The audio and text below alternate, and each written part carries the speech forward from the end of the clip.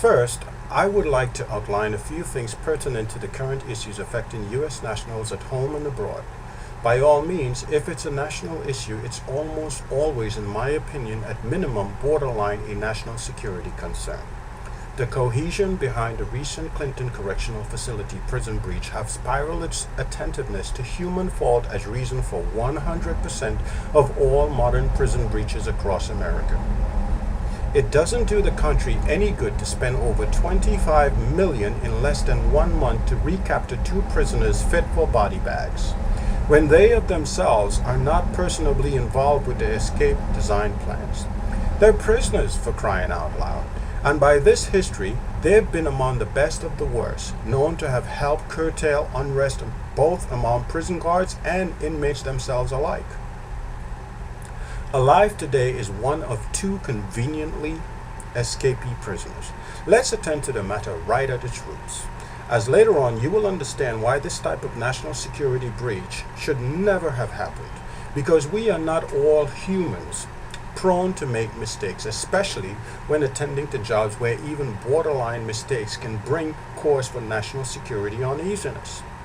It cost us over $1 million per day to patch each lead together.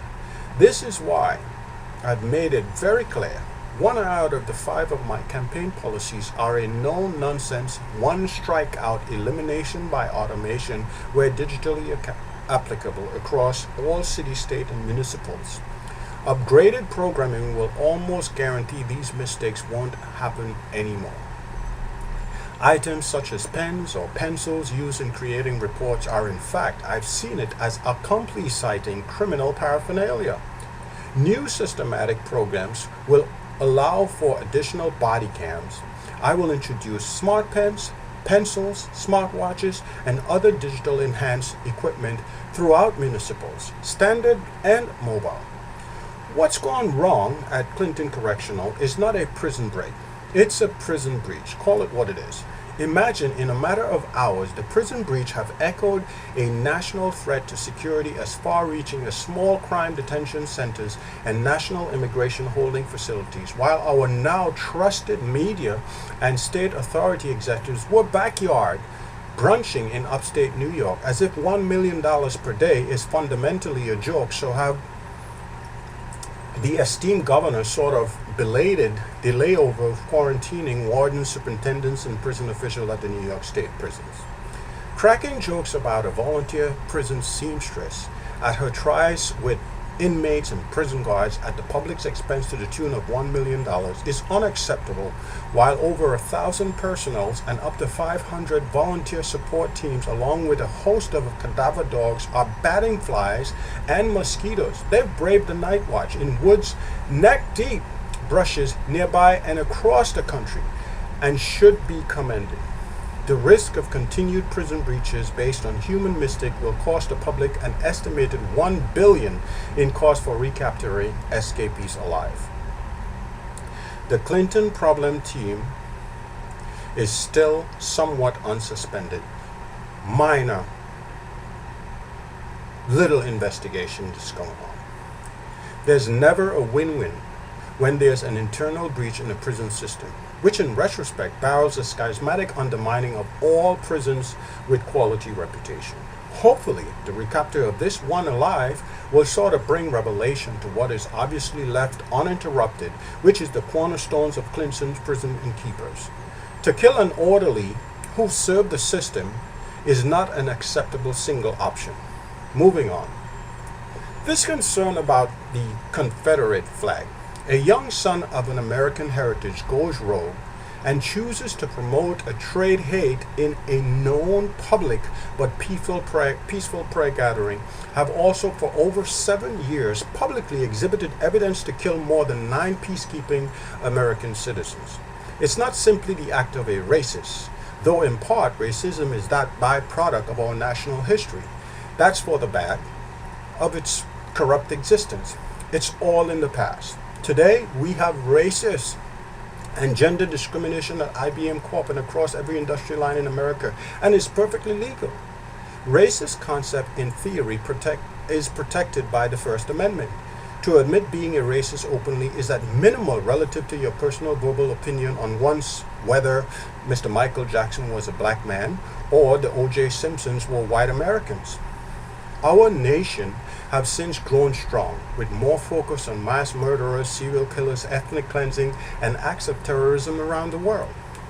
Homegrown terrorism and murderers are separate, sometimes individual coexistences which are not protected by a Second or even a First Amendment.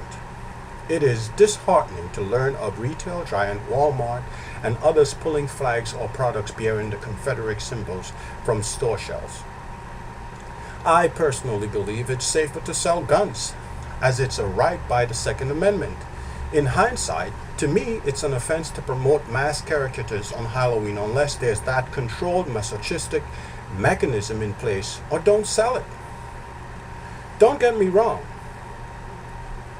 As I love the belated confidence, humor, openness, and freedom seen in the Confederate undergarments on a shirtless guitarist in the middle of Times Square, New York City, it's as bad as it's good, except for a time and its rightful place. As for acts of terrorism, we all must be vigilant in our defensiveness.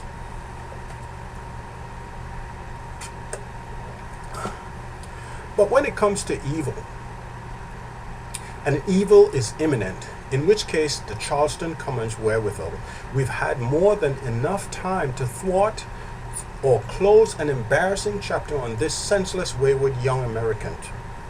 His idealism are not of Charleston, or of Mississippi, or of West Hollywood, or even Silicon Valley today. The wayward kid has been publishing raw hate for over 7 years publicly. If you forgive this one, you must be prepared to forgive all, past, now, and future. As to the order of where the Confederate flag have been promoted, it's demeaning on one specific term, the preservation of slavery, which we all know in itself it's a political statement which was that economic homogeneity of America. That's in the past. It's natural in all humankind to have abuse dependencies such as the like of luxuries of masters to slavery 150 years ago. Today the terms slavery or subject slavery or slave mastering are substituted by something we call minimum wage or Obamacare subjugation and high impact media propaganda, the CNN, Fox, Al Jazeera America, etc. We like some of its uses, gotten used to it, then we love it, and then at some point in time, we almost want to kill for it. The so-called anchormen are like gods, regardless of what flag flown in front of your porches, windows, or above municipal buildings, over the head. It's in the past. In reality, outside of these senseless murders, some of our national citizens seem to prefer the exact modern slave terminologies. Characteristically, they'll admit it's better than nothing, and also will wait it out to the longest of lines if the trash handling jobs or the wage service job presents itself a career opportunity in today's White House. It won't matter if Jamal holds a Harvard bachelor's degree or Jenny is in fact from the Bronx. It won't matter which Congress leader is racial or whether Joe Biden had a slip of the tongue. As too many of us remain too lazy to fight any longer out of ways of poverty and the likes of welfare system that is riddled with systematic corruption from top to bottom. Take for us an international example. What was the Republic of the Great Soviet Union then, whose public also settled for the less, as it was thought then to be what was right? No one anymore believed in the old rhetoric, eat little in order to live a little longer. Today, even Americans are uneasy in regards to the Russia's global influences solely on the basis of their mass media and flash mob propagandas, even while its own people grow hungry over an obvious economic crisis. It seems some of our modern world prefers minimally some form of enslavement or borderline captivity against one's will. But according to Greece, our founding father of democracy, let that notion be by public choice. Our flag, however, in reflection to government buildings or officials, are one banner that is of stars and stripes and represents the United Trade Union States of all Americans everywhere in the world over. To become American should be the new world order. Let us promote digitally smart Americanization. Modernization of an American human resourcefulness must not miss this prize. If Mr. Donald Trump listened to his father, he'd still be in Brooklyn. Trust me, I'm digitally smart. Believe me when I say it's easier for the world's future to become Americanized. How do I know? For the many intercontinental individuals who've asked me, have I ever been to you? My answers are still the same. They have not changed. As for being a New Yorker, you've already been to me. The synopsis of this fact is visitors disclose more than hosts. Hundreds of years ago, thanks to the British explorers, the world was no longer seen or considered as flat. Today, Americans everywhere can boast no other country or world order holds that prestige. Americans are the leaders to the future of a smarter world and a safer world.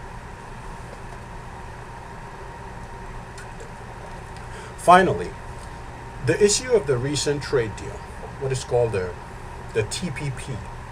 If I summarize it, it's a combined nuclear economic disaster for the future of the United Trade Union States, as it's the one example of the rudiments existed in the political bowels of Washington, D.C. over the past 30 years. It's a shame. None of the present officers come into upper and or lower houses, including Mr. John Boehner, with single exception to Ms. Nancy Pelosi, seem to care about what the country will look like economically after the next 20 years. Congress today, in the likes of Ted Cruz, Marco Rubio, and embarrassing enough, there's a gentleman they call Mr. Charlie Rangel. Tiny minds are like wayward parents who, instead of planning the family's future, they'll take the wealth and head off to the City of Lights or somewhere there in Las Vegas. Let the young ones fend for themselves. Basically, the present TPP is a long-term trick with short-term benefits set up by our competing international trade masters. It's setting us up for the real world war, which Americans, including the Snowdens and the likes of Ashcroft, will help us to lose long before it really gets started. An economic or trade world war is in fact modern world terror, bent on destroying itself not with guns, subs, fighter jets, drones, or nuclear catastrophe, but with people-on-people crimes. The confusion is building replicas seen by our present everyday lifestyles. I will rescind the TPP as it's forcing the nation to choose between religion or money, which is an answer to each is incorrect, as religion or currency in every economy is determined by the nation's natural human intellectual resourcefulness and not by rebounding effects of great international trade master deals. Our future, unfortunately, for the first time in American congressional history, is hanging by a string. If I may, two strings actually.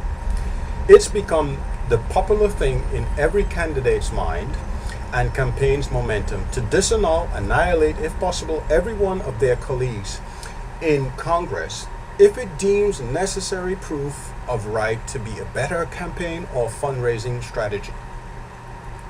Let me say, this is not my campaign.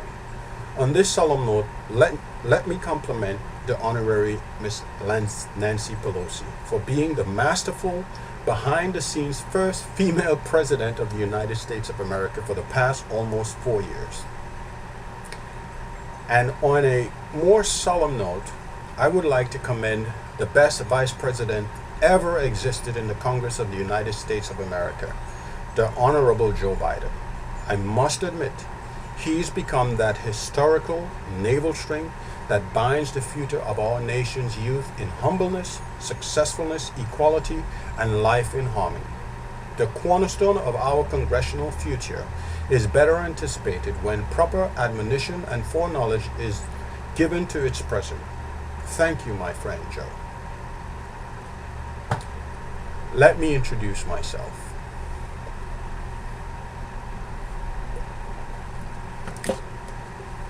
I'm not unknown. In fact, I'm very well known.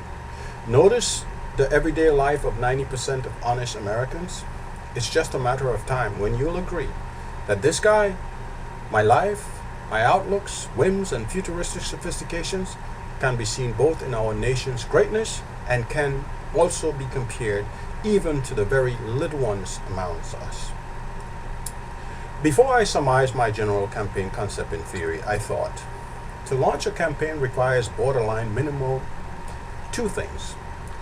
They are, one, you've got to have a genuine campaign, you've got to have genuine campaign policies, to which I've outlined 5 new original ones. And number 2, you've got to have the right channel in which to reach the people, hence a digital campaign. But policies first.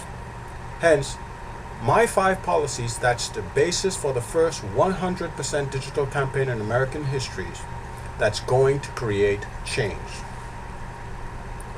Policy number 1, voter registration reformation. Because you don't have to be in the White House overnight. You can vote from right in your living room with the use of any smart device equipped with infrared smart cam technologies. With the use of a simple Retina app, I propose to revolutionize the way votes are cast and counted. I will also set structure in place that's technologically advanced enough to modulate voter identification by creating a 10-tier voter registration system that's going to digitally enhance the expediencies of Americans located abroad. If a society, its population is Americanized enough, they too will be granted access to voter registration effectuating those specific areas influential to those societies. We are a global people. In order to protect Root America, we must adhere to all Americans everywhere. If Snowden wishes to vote, then he's welcome to do so. Also, because once an American, always Americanized.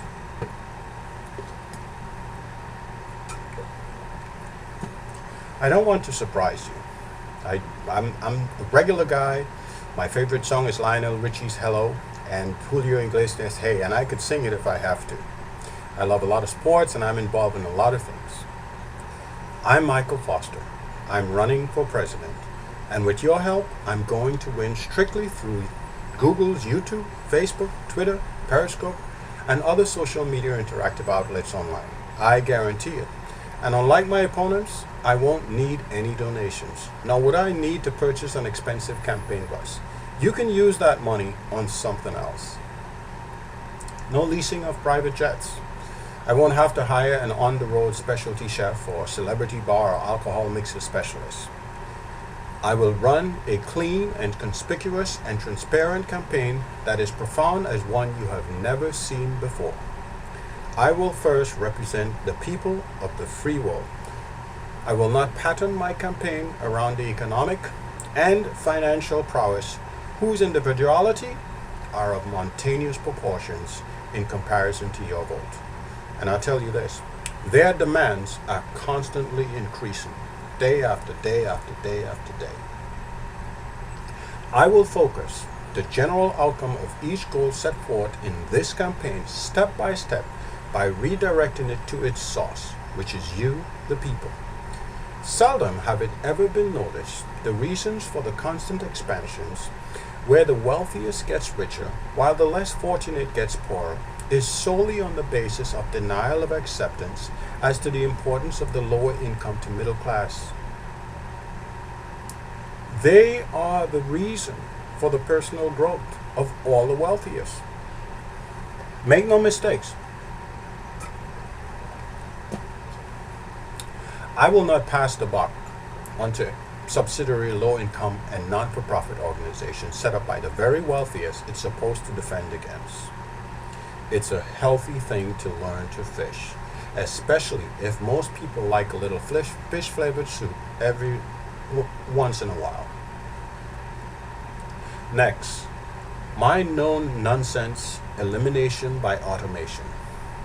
As I remain homebound, I will reboot awareness in municipal chapters across all public service areas, and I will reload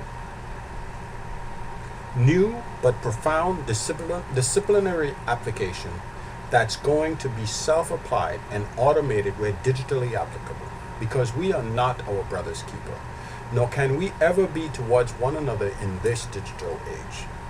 Third, too long have we taken it for granted that the untethering of the less fortunate to Ivory League statutory figures are solely based on the lack of ability, educationally and otherwise. I will harness, package, and promote even the most remote rhetoric from our nation's indie neighborhoods, as they are also part of our economic future. Systematically, the premonition that he or she is less educated is a retraction to our own personal growth and successes. Again, in a digital age, we are bombarded. We see it from day to day, whether it's in a suburban or your local township.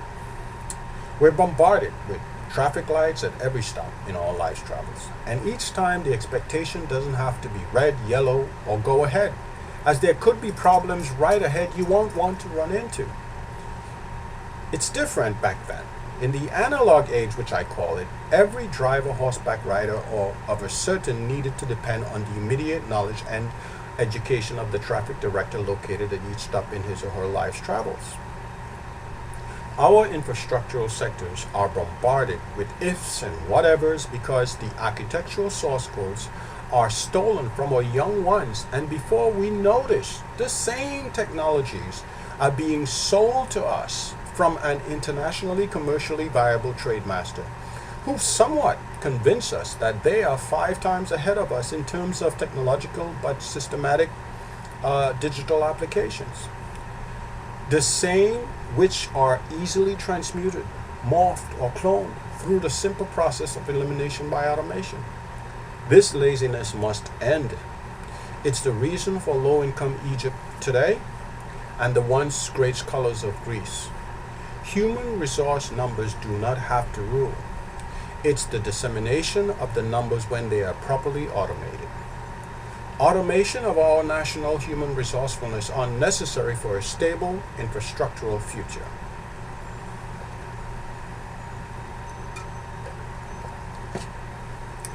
Our archaeological Western family tree is second to the Arabic, Eastern, and Middle Eastern family trees. Even though we are the executor of world military prowess, our farm-like systematic automation of the one thing that's needed to get us back to first place is communication, the power of translation, and the uses of common alphabetical order. It's the edge seen in our brother Governor Christie. He's got this PBS no nonsense but direct approach. It seems captivating, fresh, ripe, and new, but it's not. It's simply indicative of our inner city life that remains the fabric of our nation, in its adopting of all cultures and ethnicities from around the world. Our communities' leaders are betting very low in attempt to garner un-Americanized public representation. In fact, they sound silly when speaking an unparalleled foreign expression. In my opinion, I think it's basically a nemesis in the character of some leaders to promote and spend huge alarming parts of a local city budget in order to complement the we speak your language rhetoric. No other country in the world does this.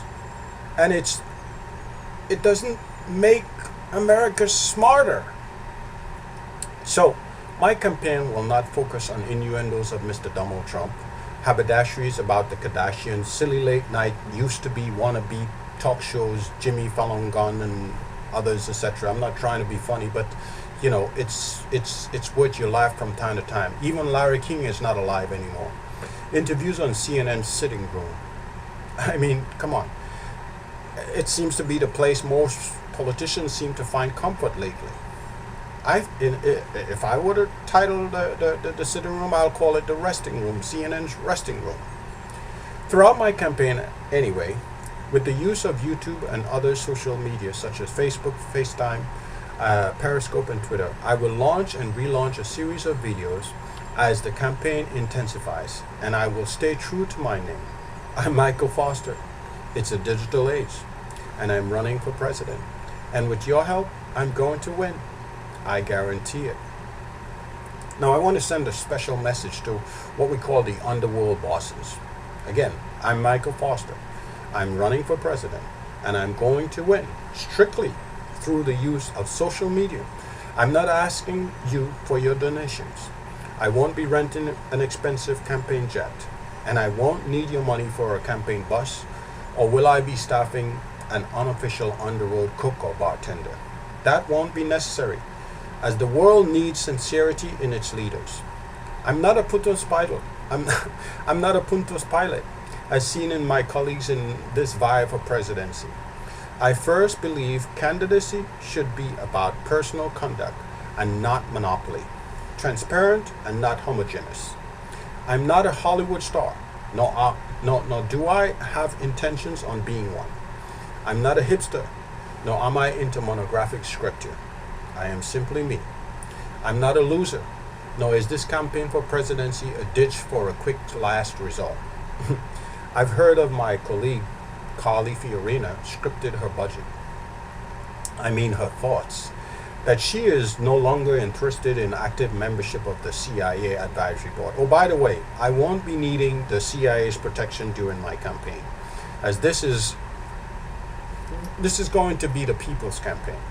The CIA have enough on their plates, less another bigoted campaign to worry about overly spending taxpayers' dollars on. But in my campaign, I won't be boasting about what I've done for big companies like HP. When some say the true facts after Carly left, and her excuse for being retired, she doubted that HP revenues would have doubled its growth rate and quadrupled its cash flow. Its innovativeness increased and now have doubled the patents Carly was so slow to making progress on. Enough of Carly. She probably have a better chance than Mrs. Clinton, whose new presidential bids are solely based on who she knows in the media, from Barbara Walters to Larry King. Oops, I forgot. Larry King is not live anymore. My point is, the world of Americans are interested in true leadership, and it won't take a pretty campaign bus, big posters, passionate paper play, and hordes of campaign funny money. We might as well put Obama and Michelle on the new US $10 bill. As for our first real currency change, let's not spend time on the Barack Obama's, this HBO BET of American politics. Forget about it, says our friend Chris Christie. As he too, along with the Trump card, were in fact right. Who needs a license or a birth certificate anyway? That doesn't seem to play a part in anything today, including the kinds of persons we are and the people in the world we represent. Our founding brainers and no-brainers were equally confused, but so far Washington is all but bemused in that they seem to hang and swing without a pendulum. I come to you with freshness. I come to you with this freshness that is new. It is not scripted. It is not a rhetoric. This joke about launching a campaign with a CPAC of wolves, what is it? Look here. If you look around what a world presents itself to be today, you'll see so much happening. Take a visit to Times Square. Life in the digital age is obvious, so there's no need to procrastinate. And best around, and beat around the bushes as though outside the TPP will fade anyway. Though it's important, childhood doesn't necessarily qualify as any candidacy, nor who was your first boyfriend or girlfriend or girl, guy friends. These are innuendos of personality traits. Leadership of the free world is about productivity. Productivity traits which are made real from what we see immediately happening around us. Free speech decline and disassociation monopolistically approach to common public service industry, like becoming a postman or inner city police officer, doesn't mean your family must love and have had the history of policing, nor does it mean you should encamp your residual knowledge as if one day as a postman or police officer you will render your services paid for by taxpayers as obtuse as the niche you intercept can possibly stretch without you getting caught on someone's cell phone camera. I'm Michael Foster. I'm running for president, and I don't need Congress to declare my vote, the right wing or the left wing, to accept my candidacy. I will have your vote. I will win your vote, and let the world see that leadership is reasoning with the science of our times. Altogether, what I have to give is what I've struggled for all of my developing life. Construction of your newborn's future, assortment of our correctional emotional desires, and the true life and title of our intuitive God-given spiritual demeanor. I'm not into Snowden tripping or Charlie Hebdo's polygamations. I'm not into reasoning. And with these above premonitions, we all will find that place to get along. And the world will be a better place to live, for better, for worse, for richer, or poorer. It's not written in stone. We can give freedom a chance. This once, for the sake of the unborn and the truths of our own selfishness put to rest. I'm Michael Foster, and I'm running for president. And I'm going to win with the use of YouTube, Facebook, FaceTime, and other social media websites online. God bless you, and God bless all the people of every denomination under this freedom rhetoric. It's not what we see is most important. It's what we don't see to acknowledge and perceive or believe is sometimes most important. I promise, my policy will affect international U.S. related visitors and associates. The notion of reforms voter registration by a simple Retina app on any smart device with live internet or webcam using DDC, digital DNA capture. Anyone, everywhere in the world can cast a vote on issues affecting theirs and a friend, or in general a subject of interest pertaining to lifestyles or any other relevance in business, social, or commerce. Example: a family from India whose complete allowance is devoted to paying tuition towards a daughter enrolled in NYU have the right to vote on issues relating and or effectuating quality of students' life or equities on university educational programs. Similar to marginal ID, state or national, I will introduce a voter right application that will be consistent and will guarantee awards for participation. Such rewards will each earn points towards which can be used for U.S. national privilege. With immediate effect, as best as possible, I will work with opponents in setting up multi-links with specific goals to curtail the disenfranchising of our human intellectual resource capacity, which have been ignored and gone unnoticed for the past 4 decades. While our nation have been busy working on issues of national interest such as women's rights and equality in the workplace, the redesigning of our ethnic social platforms, gay rights, and other geomorphological human relations in urban and metropolitan diasporas, other nations, such as Russia, China, Pakistan, and Turkey, have been quite prudent in harnessing intellectual resources in international trade and the social human society fronts. From Times Square, New York City, the crossroads of the world, it is evident to see a few pluses and minuses specific to the nation and America's global human infrastructure. We've morphed ourselves into a new nation of fabric, food, gadgets, and recreation. Our nation's hospitality industry holds the only exception of productive growth and prosperity, because it's that necessity when nothing else works and everything else seems to work. Rest is relative to the haves and the have-not. For every new hotel room, there's a high percentage of probability for another homeless American abiding in the streets. A digital campaign for equality and opportunity for prosperity will focus on improving human intellectual resources infrastructure. To properly harness the natural intellectual human resource of an ethnically diverse political, social, spiritual, and unite this trade union of states is paramount for the success of all Americans in the now and for the future of its children. 4 decades ago, Procrastinating, in essence, decapitating the intellectual properties of the nation's youth, must end. They cannot do it for themselves. Neither should we expect the fathers of our nation to care enough to advance the resources of theirs and our young ones. Naturally, our society presents the best opportunity for youth development, growth, and prosperity. But let's open these doors first to the citizens of the United Trade States of America. Just as our forefathers and foremothers did effectively to this day of their future, we must now take that mantle and do the same going forward. Let me reiterate in order of priority. Our infrastructure is iconic of four main purposes. 1. Political. 2. Social, spiritual, and trade or our commerce sectors.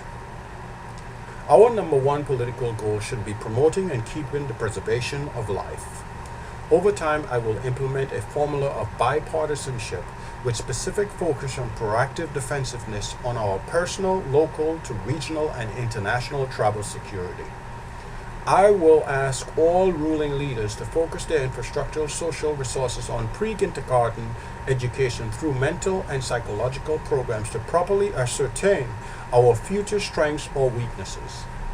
Our nation's parents shouldn't wait until a child is past age of puberty in order to determine he or she is artistically inclined. This approach will convert abnormality in early childhood education and curtail established Ivy League universities from developing fundraising campaigns designed to attract billions of dollars in gifted donations from international trade masters whose hearts are not with the best interests of our developing young ones and the goodwills of any economical and ethnically diverse future United Trade Union. Parts of our social infrastructure have to do also with personal security. With the constant threat of terrorism, ISIS, and homegrown suicidal psychopaths, personal security is no longer equivalent to that of a Starbucks cafe station. Too much, too little, in effect, will become too late. As I've ascertained in my early statement in regards to statewide municipals, it is best not possible to be our brother's keeper. I want to make something very clear to a few of my opponents, Ms. Clinton, Governor Christie, etc., on the issue of gay rights, whereas each humankind have that right and should acquaint oneself with the same but equal rights of others. But it's a national and in some case an international breach of personal security to suggest the nation that it's okay to transmute oneself purely on the basis of special interests publicly or for the financial gain.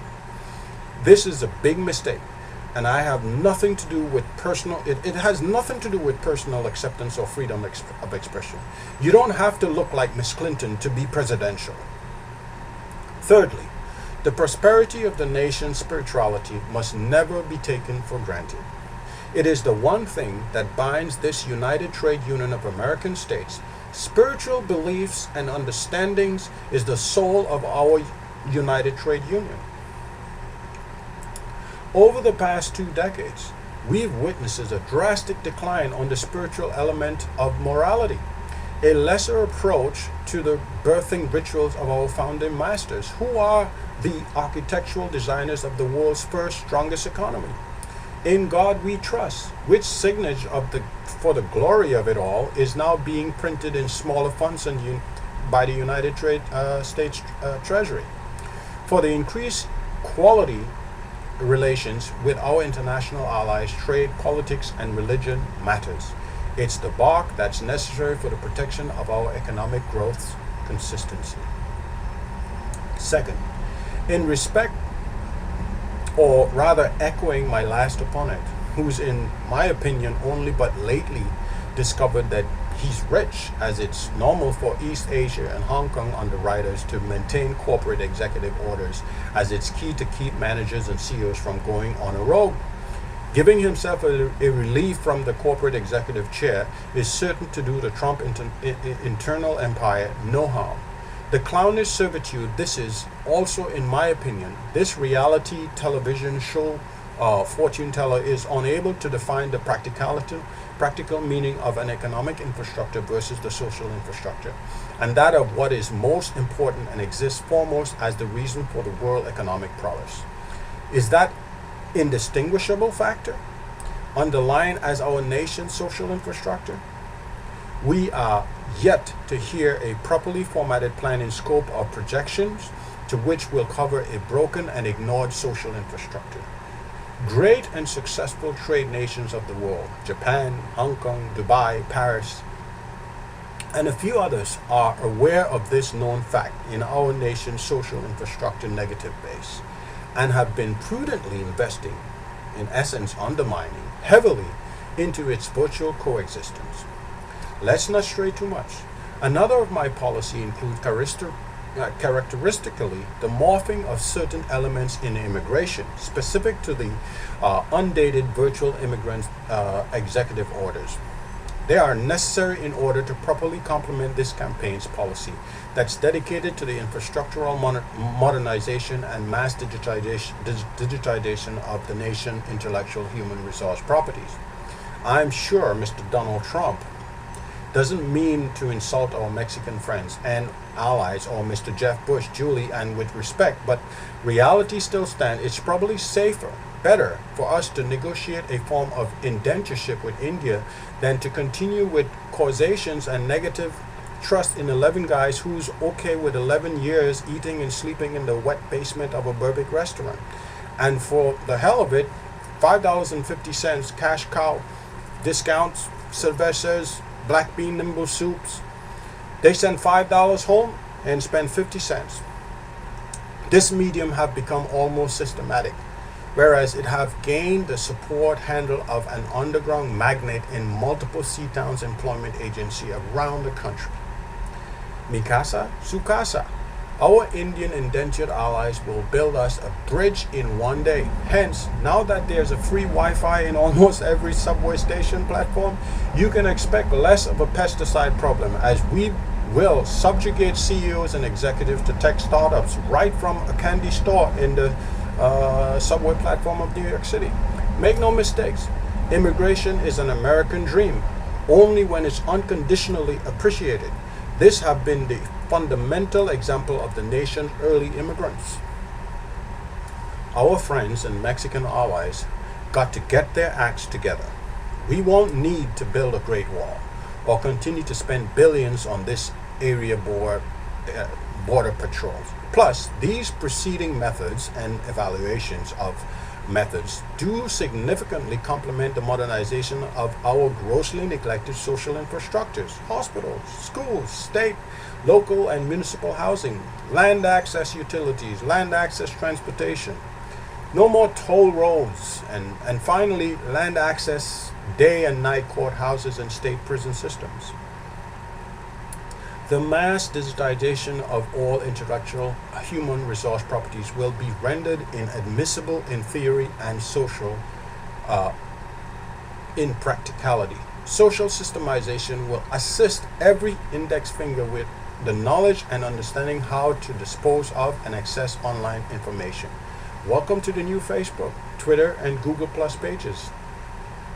Again, in an effort to boost morale among municipals and build better relationship between the public and the police, I will implement a no-nonsense, one strikeout elimination by automation, wherein it won't be necessary for citizens to make a report on bad policing, as systematically a failed officer would have already turned in his gun and his badge, because an application by automation will discontinue paying an officer to make these kinds of mistakes. Self-elimination by smart reports digitalized through an applicational process. Moving on. Do take notes, as we've just covered 3 of 5 out of my 5 campaign policies. We will stay focused and true to each word, and I guarantee it. Let's not forget, as I've said earlier, I will repeal any existing order or pending order on immigration reforms.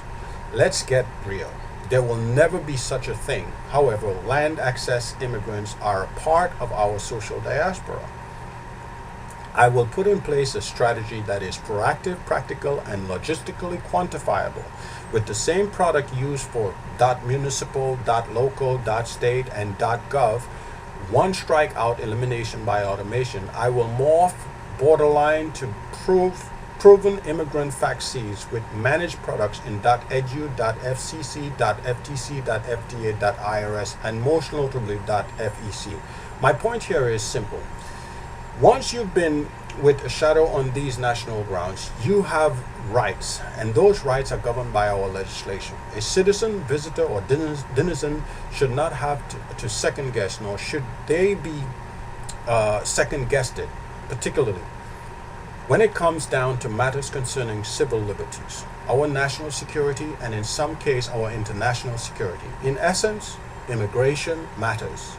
Obsessive migration should not be any national's expense or responsibility, medical and otherwise.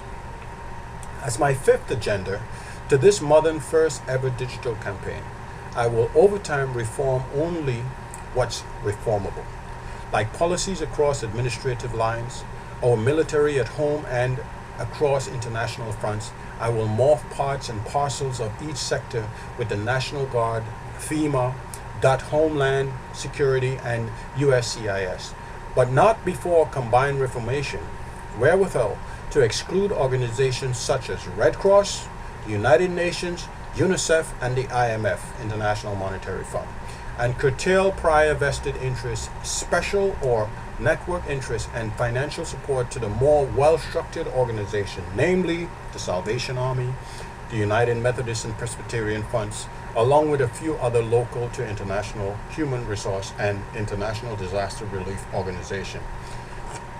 We are living in a time of great advancement in humanity's mobility. Therefore, when it comes to natural disasters or emergency or complicated accidents involving incidents of multiple fatalities, in a world of condemned Hitlerism, it is a matter of our national concern. Our very coexistence depends on how we manage information leading to mass murders or ethnic cleansing of any source. Let me surmise properly. For you, it's a digital age. I'm Michael Foster. I'm running for president. And with your help, I'm going to win, strictly with the use of Google, YouTube, Periscope, Facebook, Twitter, and other social media interactive outlets. Thank you. God bless you. And this is America's World. Let's take the lead.